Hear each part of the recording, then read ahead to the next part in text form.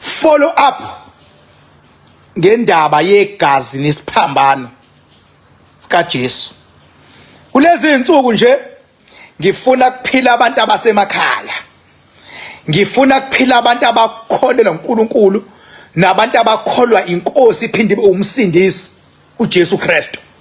Funa baphile manje. uJesu Kristu uyinkosi aphinde abe umsindisi. Ngifuna abantu abahamba noJesu, they must show themselves. Abantu abahamba noNkulunkulu, they must show themselves. Sikhathele impisi ezigqoke izikhumba zemvu. No more. No more. Ukhumbule mfowethu. Ukhumbule mfowethu, you must always remember this. Uma kunomuntu oshonile, there are two factions that are involved. Khona abantu bomndeni abaphatheke kabi nabalahlekwele, honest and sincere ngalo muntu oshonile. Mase kuba khona abantu abayizitha abajabulayo ngokushona komuntu. Ngisho mfowethu kungathiwa kudluliwe, kunomlindelo or inenkonzo etendeni lenkonzo, akubona bonke abantu abakhalayo.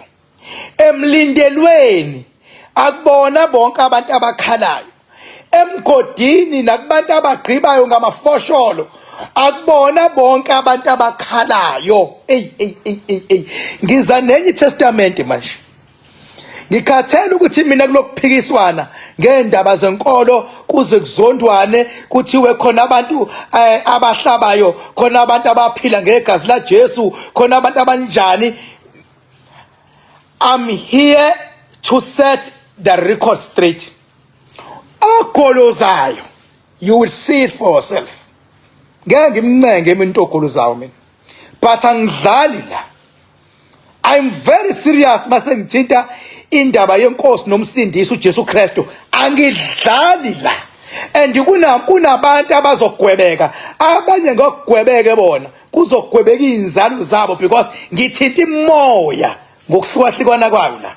Ngithinta imoya ngokwama level ahlukahlukene. Angidlali la. Mawucabanga ukuthi ngiyadlala ngoba washunya yezwa, baba, this is not a child's play what I'm doing here. This is not child's play. Ukuthi washunya yezwa baba, sometimes you were misled. So right now I'm here to talk nothing but the truth. Noma ngakuthiwa lento wayifunde esikoleni, wayifunde college, wayifunde varsity, I am the king. Ngindodana kaNkulunkulu emazulwini. I'm here to defend indaba kaJesu Kristu emhlabeni. Ngoba khona abantu manje abasebenzisa igama likaJesu ukufeza inhloso zabo. Noma inini ama factions abayi2. If kunomuntu oshonile, khona bomndeni abalahlekelwe ibreadwinner, kube khona imimoya ejabulayo ukuthi filinja. Bonke labantu bayakwazi ukuze emgcwabeni, bayakwazi ukuze emlindelweni. Ingakho ngithi mina kuwena, kunezimo even emakhaya esiphila ngaphansi kwazo. Uthola ukuthi indoda eshonile ibingasazwani nonkosikazi wayo. Wazi unkosikazi waduba wabuyela kubo. Noma unkosikazi oshonile bengasazwani nendoda. Wazi unkosikazi wabuyela kubo. Bese kwenziwa iprocess ye divorce. Ngenxa ukuthi ibingakabi true. Uma ishona indoda, unkosikazi uyabuya claim wonke ama rights, azenze emsulwa, azahlala etshalini. Kodwa uhlele etshalini, inhliziyo yakhe ithi usebenzile wafa. Imoto, ama business, yonke into seyizoba kumina. Yes, uphethe ingubo. Yes, uyifihlile, kodwa inhliziyo ithi yafinja. Noma unkosikazi ushonile, kade ebelo indaba ye divorce, isihleli indoda, kanti la emgcwabeni kankosikazi khona intombi yendoda. Noma khona even uma wengane wendoda, ufila umfazi kuyakhala, khona uma wengane iyajabula indoda, ithi usebenzile yafinja. Sebenzile umlindelo, indoda la yehla yenyuka phakathi khona intombi yayo. Sometimes ya driver yenza yonke into. Ila ngoba yini, they are celebrating the death of that particular individual. And abanye abantu they came to a funeral to witness ukuthi into eyenzekile yenzeke for real yini. Abanye abantu baba ngichazela lento, ngichazela because ngiyabona ukuthi abantu they are small minded. Abanye abantu badidiswe izintshumayelo. Umfundisi umsebenzi wakhe ukuthi mawusungena esontweni akakwakhe, akakunikeza ithemba, akakutshele into ezokuphilisa. So mayizokuphilisa into funa akutshela izinto wayena umfundisi ezingaphezulu kwakhe. Into engizikhulumayo zingaphezulu kwabafundisi, zingaphezulu even kweBhayibheli into engizikhulumayo. So awukwazi ukungikhothela amasimba mina mangikhuluma la. Into engikhulumayo mina is going to make sense for umuzi wakho wakhayo. Is going to make sense for umndeni wakho ovikele. Into engikhulumayo it's going to make sense for amabhizinisi obalahlayo. Uma ngithi uJesu uyinkosi futhi umsindisi, lonto must make sense to you. Uma ngithi mina igazi laJesu awukwazi ukucelebrate, lonto must make sense to you. Kufanele wazi ukuthi yini igazi. Uqale wazi uJesu wafa. Wazi futhi ukuthi wafa kanjani, wazi ukuthi wayebulawa obani, wazi ukuthi abantu abambulala benzani esefile uJesu. They celebrated the death of Jesus. Bajabula ukuthi ufile. Before uJesu afe bamhlukumeza, bemthwala, bemuse enkosini uPilato ukuthi uPilato akagwebe uJesu. Ngokuthi uPilato wathi mayembuza uJesu, wambuza ukuthi kahle kahle iyiphi inkosi wena oqhamuka kuyona. Kwakuthi uJesu uqhamuka enkosini yes yamaJuda. Ewubani leyo nkosi? EuHerodi. uPilato wabona ukuthi wayelethwe kumina, wathi ngigeza izandla ukuthi ningashaya umuntu yonke indlela nimlethe kumina. Mina ngimbona lo muntu enecala, kodwa angifuni ukuthini. Hambani niye kule nkosi athi ungaphansi kwayo. Ifunga ungawazi amandla amakhosi namanje. Mawuvula icala baba, ulivula la lenzeke khona icala. Awukwazi kwenzeka icala eMayville bese uyolivula eGoli. Kwenzeka icala eMayville uyolivula eFolweni. Icala lenzeka la ulivule khona. Uma uJesu ethi ungaphansi kwamaJuda anda umbuso wamaRoma, anda inkosi uHerodi, uyathathwa uyiswa khona. Uma esefike lapho noHerodi naye uboshiwe uJesu uyisiboshwa. NoHerodi uyababuza abantu ukuthi nazi iziboshwa, uyabala oBarabha noba ngikhulule bani la. Bathi ngamani ukhulule iziboshwa aboshwe lo. Ngoba yini? Bathi uvukela umbuso. Umbuso. uJesu kwangaliwa naye kuphela. Nawe ekhaya lakho makuliwa nawe, kuliwa nawe, kuliwe nezingane zakho, kuliwe nesect yakho ekusupportayo. Abantu abakusupportayo during your war or during your fight or during your difficulty, they feel pressure, they feel pain, they feel whatever you may call it. Not Jesus, same things applies. Abafundi bakhe babelanda by one to enango omunye, to enango omunye, to enango sebeyicasha. Even no Petro besindisa impilo yabo. Athi umuntu haya ngimina, hayi ngoba edayisa uJesu, ingoba uyabona ukuthi impi seyifikile. Bangidekela bathina abantu. And uma esebulawa ngenxa yenkosi yayisishilo ukuthi akabulawe uJesu, kuthiwani la?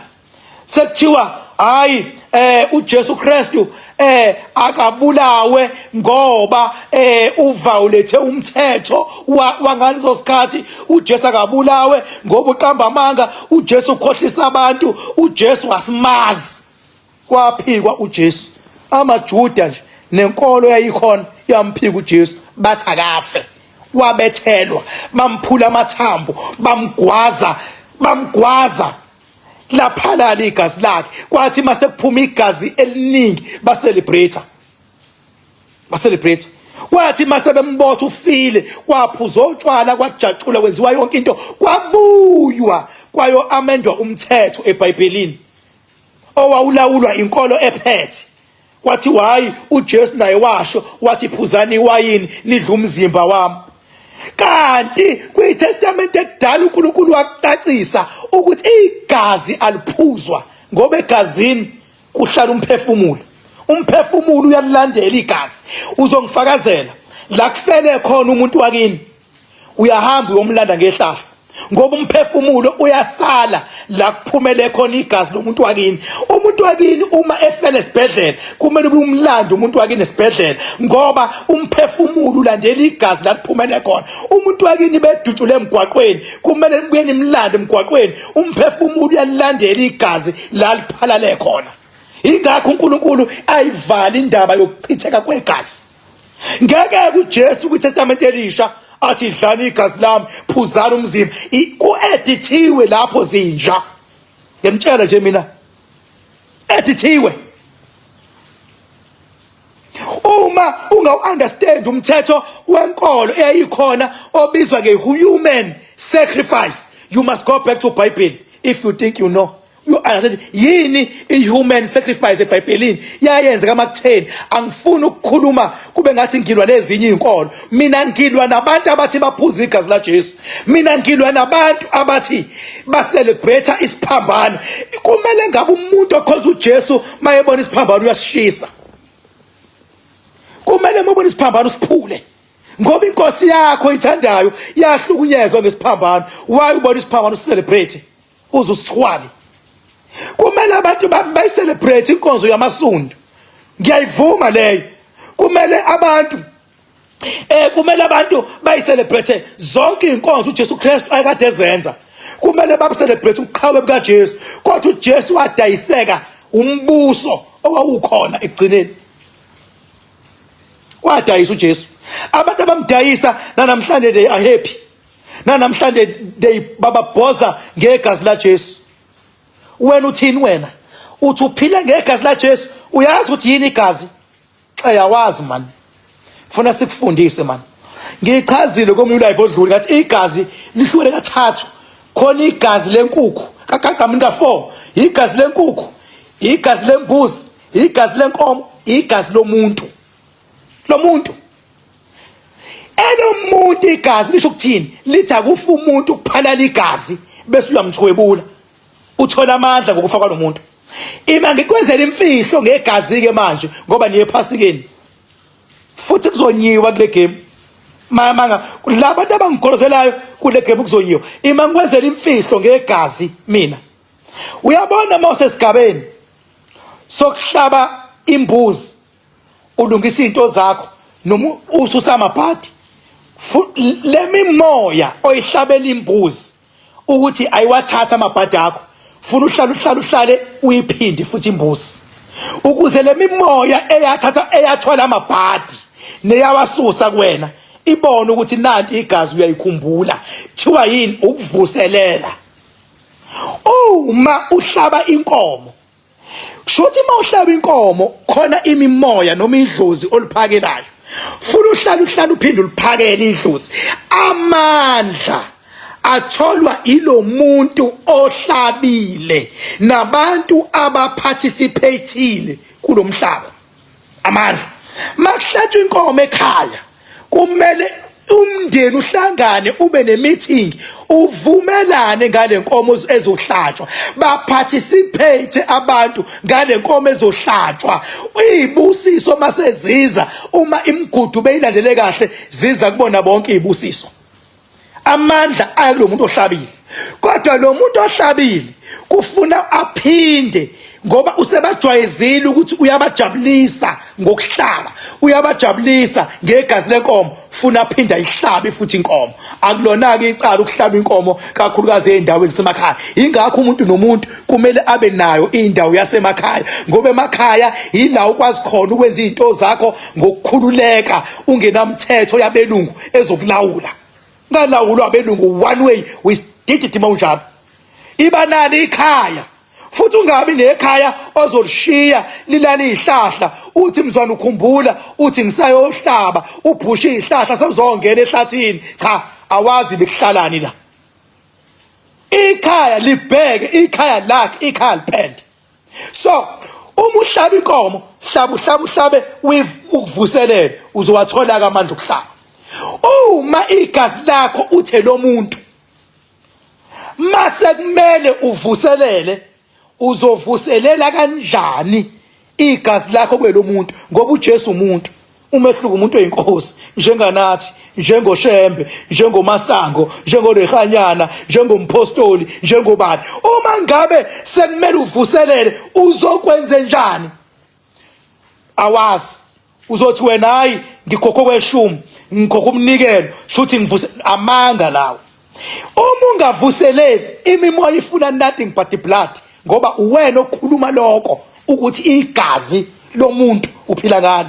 Kuzokwenzakalani? Izolinda kuthi mase kusondela iPhasika nithi niyonkonzweni iyalifuna igazi, ngoba senithinta igama la Jesu ukuthi nikhumbule ukufa kwakhe. Nizothi nithi niyonkonzweni kuvele kugingqike ibhasi, bafa abantu. Lelo gazi labantu abafile ilona ethozoba umhlatshelo ke. Nifuna kube njalo yini? Kugingqika amatekisi, kugingqika amabhasi uma ngabe kuyiwe ePhasikeni? Is that what you want? If ningayifuni leyo nto, ehlahani madoda, izane egazini lenkomo, ilona elingakhulumisi. Ehlahani, musana ukugxeka laba benkomo. Abenkomo ba right ngoba benza igazi elingabophisi, elingakhulumisi. Uma uthi wena uphila ngegazi lika Jesu, you mean uphila ngegazi lomuntu. Mase lifuneka, ilifuna ngoba indaba inemimoya, mayisinqoba ingqinamba. Ngoba njengoba uthi yakulwela ngegazi la Jesu, kadafu Jesu, imoya iyavuselela. Uzoyivuselela kanjani? Uma ungazi izozenzela yona. Kufana nasekhaya beke wahlaba mawungasahlabi, imimoya idinwa yona bese ihlabela yona. Kuqale kufa imbuzi, kufa inkomo, makuphela inkomo mayisivela ishaya umuntu, ngoba wayijwayeza ukuthi igazi uyakwazi ukuyiphakela igazi. Manje usuyayigoqa. Madoda, asidlali la. Uyabona into ayikhunya ematendeni, zigcine ematendeni. Khona mina uKingibhaka njengamanje. Khona mina uKingibhaka njengamanje. uNkulunkulu akahambisani nokuchitheka kwegazi. You can refer kwiscript seTestament edala uyokubona lokho. Akahambisani. But inkolo ngenkathi kufa uJesu ikhona eyahambisana nako ukuchitha kwegazi, ngoba kwawenziwa ihuman sacrifice. Iyo yayinamandla. Mawungahlakaniphile ngiyeke la, ngeke ngilokubiza inkolo zabantu. Iyona yayinamandla ekade yenzani leyo nkolo leyo, ekade yenza human sacrifice. Nanamanje leyo nkolo ayimkhonza uJesu, isadubile. Ingamani ikhonza uMaria ngcono kunoJesu. So nje ayingadidisani.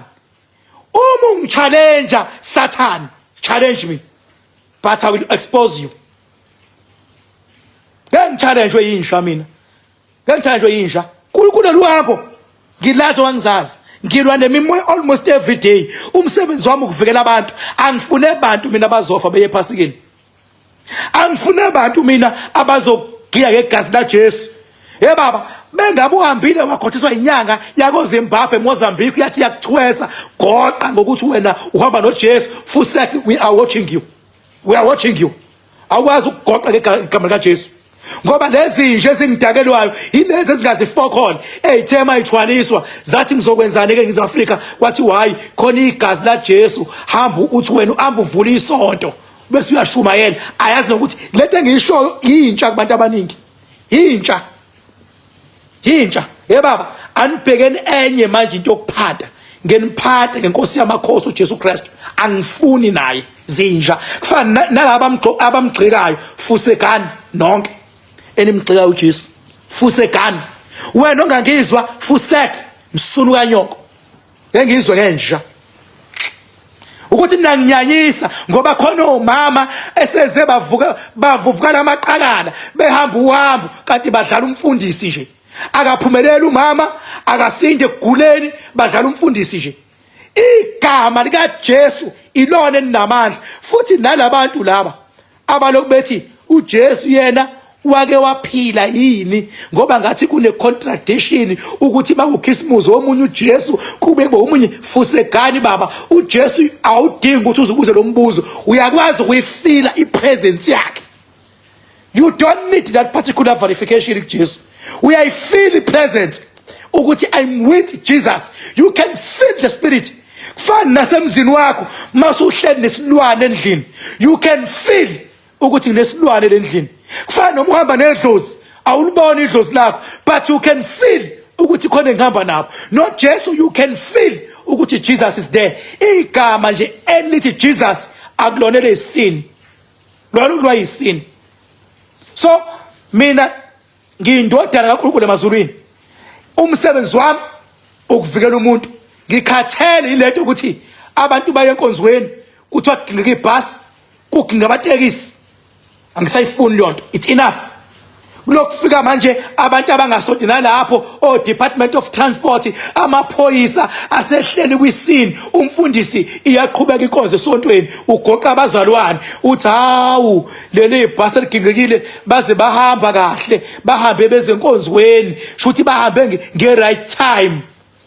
Ngifuni lonto mina, ugoqo lolo esolishawa umfundisi. Makuthiwa abafile abantu kumele avale inkonzo umfundisi aye kwisini. If abantu abajabulela ngoba ama breadwinner abafile, oh mabengane, sometimes kufene engane encane ebithi yofuna izibusiso. Abanye baphuma endlini bethandazile bethi hamba nathi inkosi, bayafa endleleni. Umfundisi uthi congratulations nifile, ingoba niphuza igazi zinja. Niphuza igazi zinja. And igazi will always be the blood. Abantu bangaphambanisi igazi newayini. Iwayini, igazi. Once wabiza iwayini ngegazi udidekile lapho iwena. Iwayini will never be a blood. Angikhathali ukuthi kwa edithaba neBhayibhelini edithelani ngithi mina kuwena, using your simple logic and common sense, the wine will never be a blood. The blood will never be a wine. Izwa ngami. Wena onyanya fuck off. Show me looking back. 3 May zonke indlela zemakhakadam akhonshwa yedwa ukuthi ufile endleleni ngoba uJesu siyamhlonipha, uyinkosi nomsindisi. Igazi lakhe asiphuzi, kodwa makufika isikhathi siyamkhumbula. Ukuthi siyakukhumbula Jesus, sikukhumbula ngemisebenzi emihle, but asikwazi ukuthatha isiphambano sisithwale.